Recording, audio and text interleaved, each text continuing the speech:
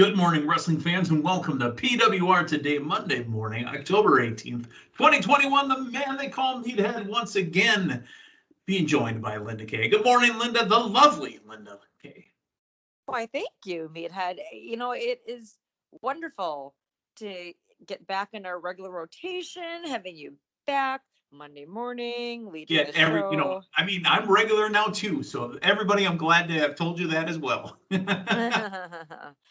Yeah, feeling great. I know both you and I are happy this Monday morning due to a spectacular victory by our Green Bay Packers as well. Yep, and just like Aaron Rodgers to the Bears woman fan that was outside, I still own you. Yes, after the discount double check, the championship belt. He loves wrestling too, apparently.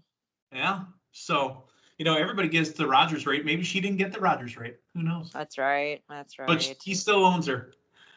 All right. We are back in business. I am back being able to talk to you. Thank you guys for all the well wishes. Like I said, the Winter Soldier program rejected my application, but I'm recovering nicely. I threw a picture up on Facebook. I don't know if you saw it. Holy smokes, the coloration. It's going to be a slow grind, but I will get back there. It's no David the Zohan hero and the toe jokes when he lost a toe, but I've got work to do. Oh yeah, you'll get back at it and back stronger than ever. Get that therapy going, and your shoulder will be back in business, as they say. I hope to be back to be able to, maybe do arm drags by Blizzard Brawl. We'll have to see. That's coming right up. And I wanted to mention that too. The tickets are on sale now at blizzardbrawl.com. Plus, the match announcements will be coming throughout the week. I'm willing to bet our friend the Zohan, Dave Hero, is going to start mentioning stuff during Raw tonight. That's just how Dave rolls. So keep an eye on the David Hero Twitter feed for match announcements. Plus, our friends over at Collar and Elbow have some good stuff going on as well, Linda. Of course. It may not be the Aaron Rodgers rate, but you can get the Linda Kay rate by going to collarandelbowbrand.com. Always check out the latest and greatest in wrestling street fashions. And again, the Halloween themed t-shirts, get them while they're hot. It is Rocktober, as I like to say. But to save 10% off that order, the Linda Kay rate, make sure to use promo code. And everybody can use that. Yes, everybody can use the promo code Linda Kay, which is LINDAKAY, to save some extra cash. I need our friends at Collar and Elbow. I keep making this call out. I mean, don't make me go inside you again and pull the microphone up to my face and go inside you. But I can keep making this call out. I need a I Still Own You t-shirt. Make it wrestling related, and I'd wear that bitch too. Okay, I'll add that to the list. I've been working on your suggestions, Meathead, and one day it'll come to fruition. But that's another one. Hey, you never know. I mean, suffice it to say, if our friends at Collar and Elbow, who we absolutely love, don't want the Meathead suggestions, maybe Meathead needs to just rock his own t-shirt line. I mean, we'll have to see. Oh, yeah. I can't imagine what the first couple of shirts would say. I'll be completely honest. We're going off topic here for a second, but I'll be completely honest. I did get some in back in the PWR days. Some of those, the I'm a Mark, I had a lot to do with. Damien definitely made that one work, but the I'm a Mark t-shirt I loved. And what was one other one I did too? There were some others I threw at Damien. Damien had most of them. I mean, they were all great, but okay. So I've got one bit of news. We had a huge wrestling weekend, right? Live stuff on Friday from SmackDown from AEW, live stuff on Saturday from AEW. But one bit of news, and Linda, you heading on down to OVW. I dare you to ask anybody in the locker room, ask Uncle Al, what is it like if you lose your championship belt? If you're been given the prestige and the honor of carrying the championship, and during your travels, you lose your bag and it's got the belt in it? My girl, Rhea Ripley, traveling, lost her bag, all her gear, and her women's tag team title belt. So was this in her carry-on that was misplaced, or was this put in checked baggage by mistake? I don't know, but that is a big no-no, my friends. Think back into the days when Ric Flair had to, pay the $100,000 to just be the heavyweight champion, as a down payment for that belt. That belt is the real deal. Nowadays, obviously you got a lot of people making belts. They make replica belts for everybody. I'm willing to bet that WWE's probably got her traveling with a replica belt, and they keep the real belts in the building, and it travels with the company. But still, a champion, regardless of how long she's been in the company, a champion lost her bag and her gear and her belt. Yeah, man, that sucks. But I mean, I would not know what the exact repercussions would be for losing that. Obviously, as you said, it wouldn't be something good as it being a big no-no. Yeah, man, that sucks. I hope she. Wonder if it's the opposite. Do you know the rib that Dave used to tell us that he believes they were playing on the Miz? Remember when Miz was a multiple champion? Mm-hmm. Where he was holding the Raw and SmackDown Tag Team Championships, and he was like either the U.S. or Intercontinental Champion. He was carrying three belts. Maybe the rib will be the maker of multiple champion, and she has to check those all the time. Yeah, I don't know, but I hope she does get her stuff back. I hope that it's not gotten her into too much trouble with that, but yeah, I don't want her in trouble. I like Rhea Ripley. Yeah, right. Absolutely. Hopefully, gets it back. That's all I gotta say. Let's talk about Friday night. Now, I know that you had to catch up with your busy weekend. I know you didn't get to see it live. I actually, with the fact that I've got nothing going on right now, I watched live. Friday night, I specifically watched just for you guys and for myself. I was watching AEW and SmackDown at the exact same time because they overlapped each other. Yes, there was a buy-in to Rampage. I didn't actually get to watching that. I was playing with the kids. But at 10 Eastern, 9 Central, on TNT and on Fox Sports 1, SmackDown and Rampage were running simultaneously live, competing with each other head to head. The two matches that basically crossed over, AEW Dynamite, Rampage, again, I'm used to speaking Dynamite, Rampage opened with CM Punk and Matt Sydal, formerly known as Evan Bourne in WWE. On the WWE Smackdown side, commercial free, by the way, too, and they made Punk Sydal a commercial free match. On the WWE side, they had Becky Lynch and Sasha Banks. Now, Linda, you've watched both of these matches. You weren't flipping back and forth, but what did you think about the fact that they were going head-to-head with these two matches? I mean, those are some top names, some heavy hitters. Definitely great choices if you're going to try to pin certain matches featuring superstars against one another between both companies. I guess if I was watching live, I think I may have tuned in more to the women's match, and that's just because it had some more current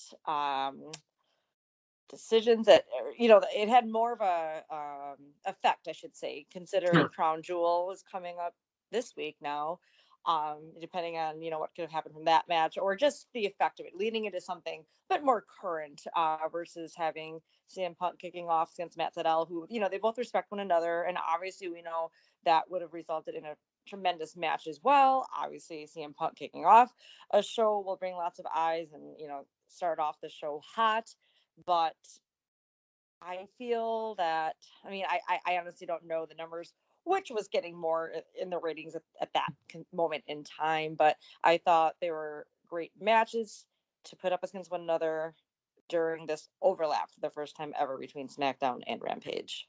Like I said, AEW Rampage went commercial free just for the Punk Sydal match. WWE Smackdown was commercial free for the last half hour. So the second segment that went head to head was, I believe you said it was Inner Circle and Top Team for AEW, correct, Linda? Yeah. And then on the WWE side, we had Brock Lesnar and Roman Reigns. Now, I'm not going to ask you who won, who lost, but I will tell you that even though I watch both, and I watch both in their entirety, and I loved the Inner Circle and Top Team stuff, way too much language for me. Yes, I know I'm an adult, I know that, but I think they're doing it more so just to get somebody's attention. And it's like being shoehorned in there, the language, and I think it's too much. However, Brock Lesnar with the pipe bomb of all pipe bombs. We had CM Punk on Rampage. Brock Lesnar dropped the pipe bomb of pipe bombs. Oh, yeah, I read it. I read it with my special advisor, Paul Heyman. Boom, and left. Wow. Thoughts? I thought that played out so well.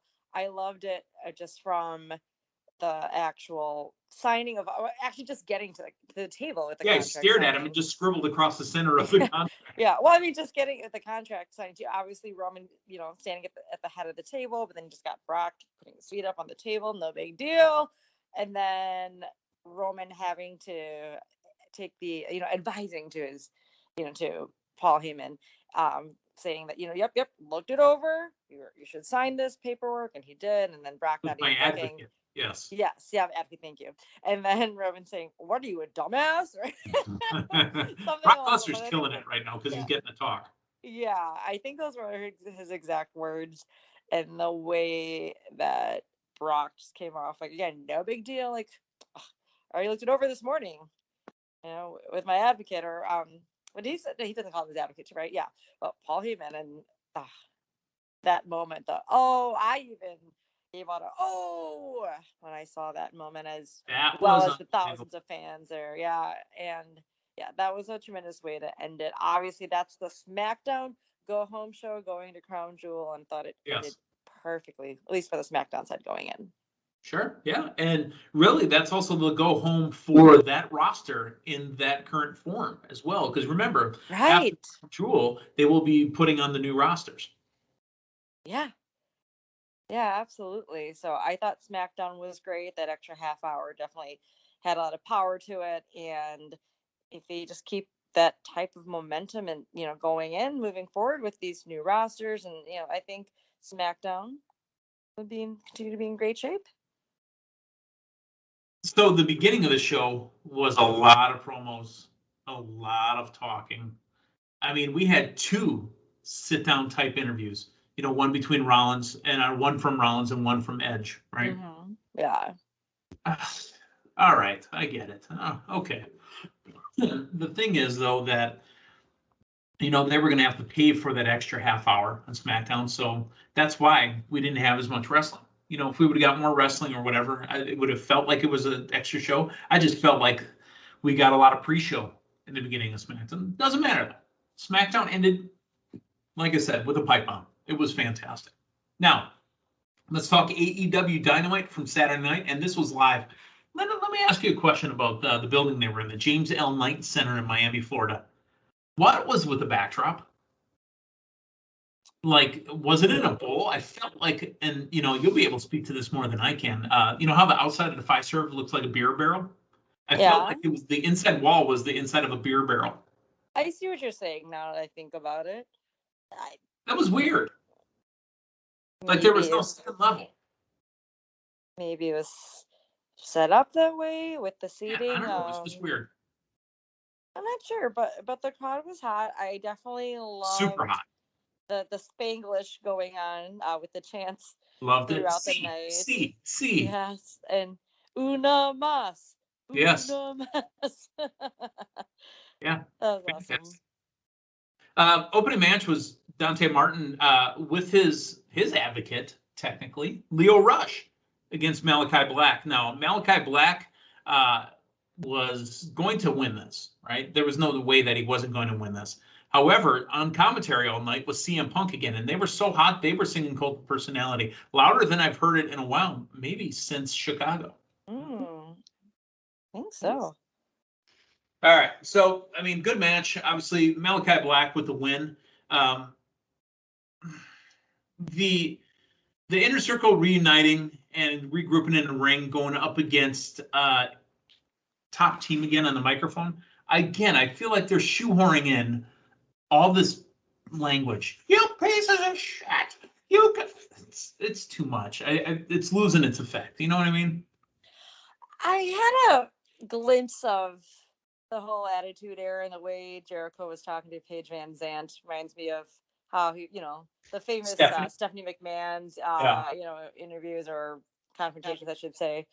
I don't know. I guess it worked for me. I feel that AEW just being the edgier brand, and having like the language is allowed, and I think it just gets that hot crowd even riled up more. I don't mind the verbal exchanges leading up to, our payoff, which we'll get at Full Gear. But I mean, it's working for me right now, just because it's coming from Jericho, it makes it better to me. If it was from somebody else saying this, I mean, him and Dan Lambert just have this great exchange, and I love how Lambert's just playing in with like using the talk about how he has this quote that I don't know if he says shitty song or whatever, but then something like that, just making the crowd singing it louder.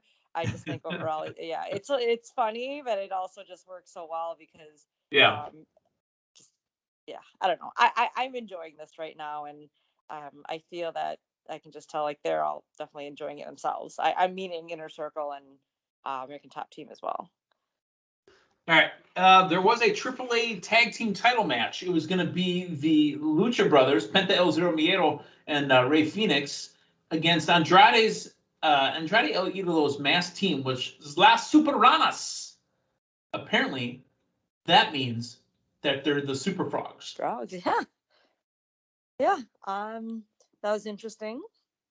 About 2 minutes into the match, they are definitely showing off FTR style moves and said, look, it's clearly FTR. This is ridiculous.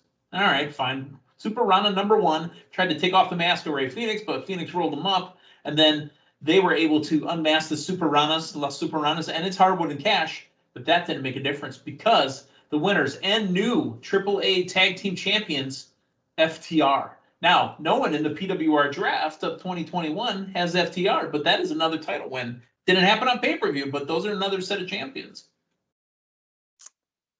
Even if it's the AAA title? Doesn't matter. Okay, I see.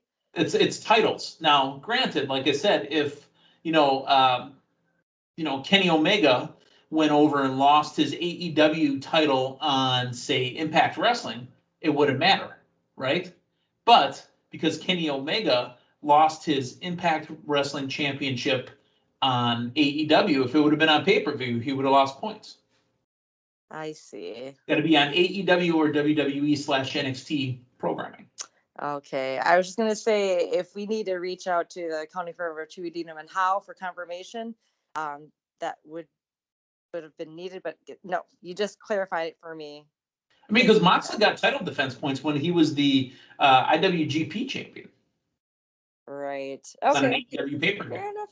Gotcha. I understand. All right. Thank you, Meathead, for clarifying. Yeah, not a problem. But like I said, winners and new champions. And you know what? This is fun. I'm okay with it. You know what? They're defending more titles, but they're not AEW titles, so they'll just come in and out with them. I'm okay with it. How do you feel?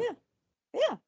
I think that works. It's a formula that AEW's been doing. I mean, with the FTW belt and the whole cross promotion with Impact as well. Yeah. Mentioning AAA championships, the New Japan championships. It works within AEW. Exactly. Hey, Serena Deeb is a full-on heel now, and she's exactly what this women's division needs, and I'm so glad she's back. And she gets into a bit of a brawl with Hikaru Shida. I love it going into the TBS Championship tournament.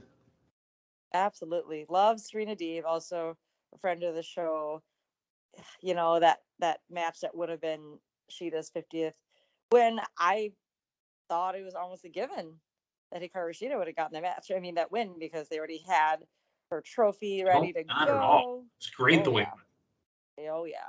Yeah, and I like this attitude change with Serena Deeb. As you mentioned, it's something, and she said it herself, something that the AEW's women's division needed. I like the heat between her and Shida, and I think they match up well with one another, and that's one rivalry I'm looking forward to. All right. So there was a match between the Super Click, Young Bucks, and Adam Cole taking on the Dark Order, Evil Uno, Alex Reynolds, and John Silver. This one went as expected. I want to talk about the footage of Arn Anderson dropping off Cody Rhodes to the Rhodes Wrestling Academy. Lee Johnson, Brock Anderson, and the others, I think one of them was Red Velvet, tried to knock Cody back to harsh reality and put his focus back in the ring and said, "Why are you late?" Why are they questioning why Cody's late? Arn was driving. That bothered me. Okay, he even got a slap to the face for that. Yeah. Arn was the one driving. Well, when they were pulling in, I can't remember if it was Cody or Arn mentioning, like, we'll get back to this later about, like, why they were arriving a certain time. I'm not sure, but yeah. Watch out. Arn Anderson, though, pop a cap in an ass. So. Right. MJF out in the ring calling out Darby Allin, says he had a match with him. He obviously doesn't. At the 9 count that he forced the referee to have, here comes Sting, and MJF wanted nothing to do with it.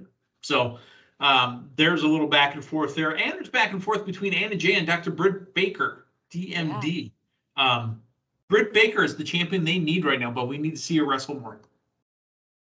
Absolutely. We see her out speaking every week, and I don't know if there's maybe an injury that, I mean, not a serious one that she, we're waiting on her to get better for, but ever since she's won the championship, she really hasn't wrestled too much. I guess I didn't think too much about that, so I said that just now. Right.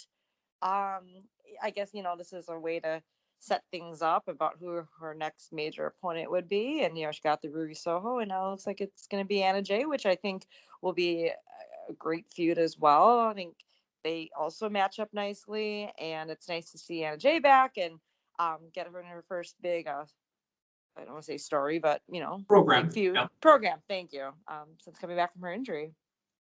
I think the biggest moment of the night, yes, the main event match was cool, but it was Hangman explaining what cowboy shit means. Yeah. Loved it. No, absolutely. I mean, just his return in the Casino Battle Royale and him winning that and just coming out, letting us know, laying it on the line. I'm a huge fan of Hangman and Page. And obviously the crowd is too. And, getting what's going to be him and Kenny Omega. He's a meathead, right? He's part of the team they call meatheads. Oh, I know. But great to have him back and have him cut this great promo and just now I know what. I don't know how I was going to say. I don't know how you listened to it, but the second he came out and talked, I listened to it because that's going to be a guy who's possibly winning the belt off of Kenny Omega in just a few weeks. Is that the promo of a future AEW World Champion? I mean, he talked about how he said from day one that he was going to be the first AEW champion. He wasn't. That's kind of our clue right there. Yep. It's kind of already giving it away, but in a subtle way. But how you put it before when like Adam Cole and Bryan Danielson debuted, you said it was already there. It was in front of you before you even knew it. Thank you. Yep. That's what I was trying to say.